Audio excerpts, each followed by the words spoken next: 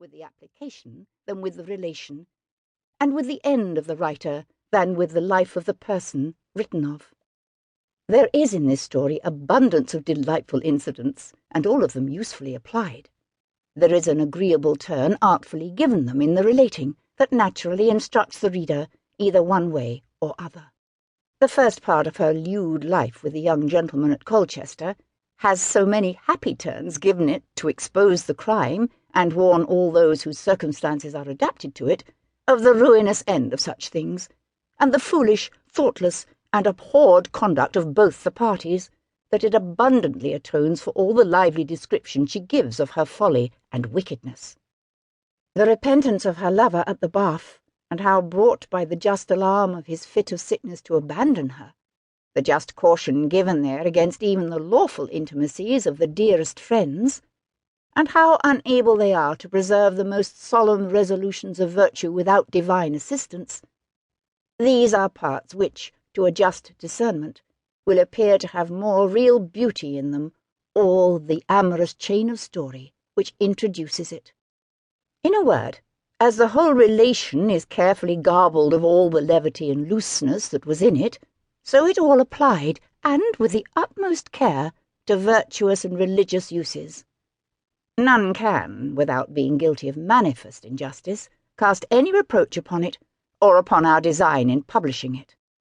The advocates for the stage have, in all ages, made this the great argument to persuade people that their plays are useful, and that they ought to be allowed in the most civilized and in the most religious government,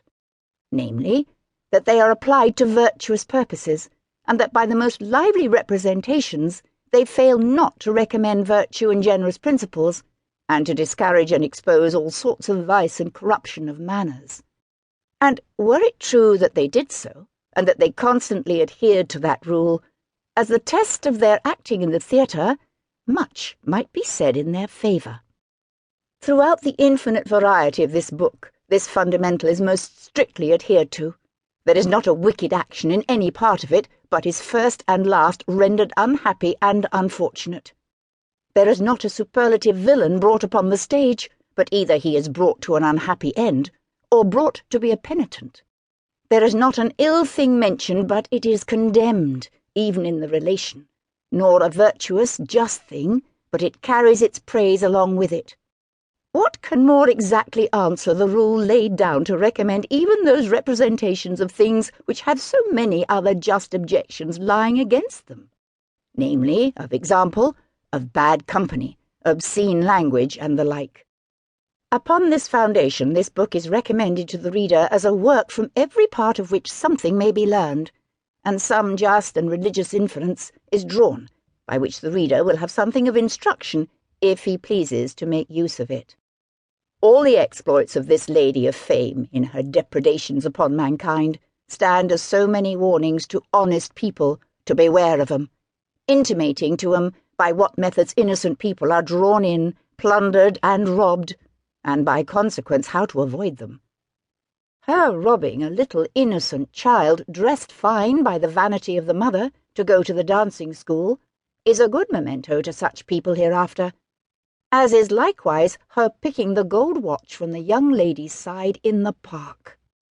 Her getting a parcel from a hare-brained wench at the coaches in St. John Street, her booty made at the fire, and also at Harwich,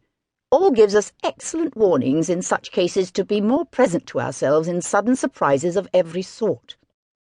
Her application to a sober life and industrious management at last in Virginia, with her transported spouse, is a story fruitful of instruction to all the unfortunate creatures who are obliged to seek their re-establishment abroad, whether by the misery of transportation or other disaster, letting them know that diligence and application have their due encouragement, even in the remotest parts of the world, and that no case can be so low, so despicable, or so empty of prospect, but that an unwearied industry will go a great way to deliver us from it, will in time raise the meanest creature to appear again in the world, and give him a new case for his life. There are a few of the serious inferences which we are led by the hand to in this book, and these are fully sufficient to justify any man in recommending it to the world, and much more to justify